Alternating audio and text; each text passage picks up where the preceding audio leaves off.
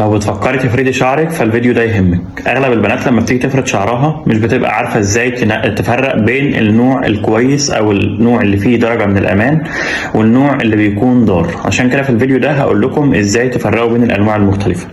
الحقيقه ان احنا في الفتره دي في اول شهر رمضان، عشان كده اغلب الناس على دخول العيد بتبقى عايزه تفرد شعرها او تعمل صبغات او تعمل اي ستايلنج مختلف. اول حاجه نبدا بيها هو الفرد بالجيلات او الفرد على البارد. ده بيكون من غير اي حراره، وده اسوأ الانواع زي بعض زي الحنه اللي بتكون موجوده وفرد الجيلات.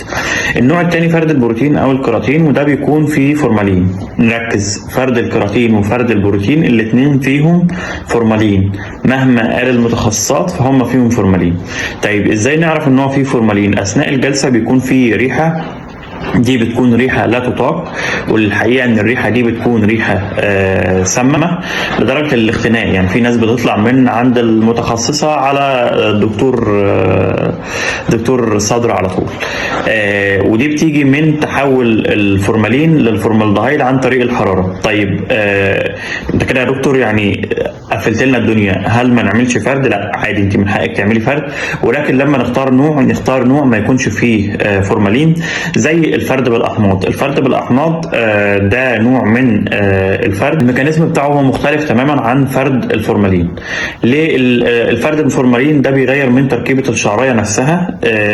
تركيبه الشعرايه بتكسر الروابط الداخليه، والروابط دي بتبقى صعب انها ترجع تاني. عشان كده بعد الفرد بايام بنلاقي تساقط غزير، بنلاقي ساعات تقطيم للشعرايه او قشره او كده، لان احنا غيرنا من تركيبه الشعرايه.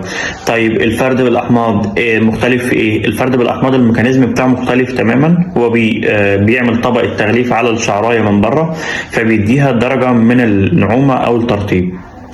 طيب ايه الفرق بين الفرد بالفورمالين او الكراتين او البروتين والفرد بالاحماض؟ في حاجتين مهمين نعرفهم. الفرد بالفورمالين هو اعلى درجه من الفرد، يعني بتوصل ل 100% من الفرد، لكن فرد الاحماض بيكون النسبة بتاعة الفرد من 85 ل 95% على حسب نعومة الشعر. يعني ايه برضه يا دكتور؟ الشعر اللي هيبقى كينكي او كيرلي ده بيبقى من 85% او من 80 ل 85%، والشعر الناعم بيكون من درجة الفرد بتاعته من 90 ل 95%. ولكن الفرد بالفورمالين زي ما احنا قلنا ليه اضرار، هو اعلى نسبة فرد ولكن ليه اضرار. فرد الاحماض هو اعلى درجة امان باعلى نسبة فرد.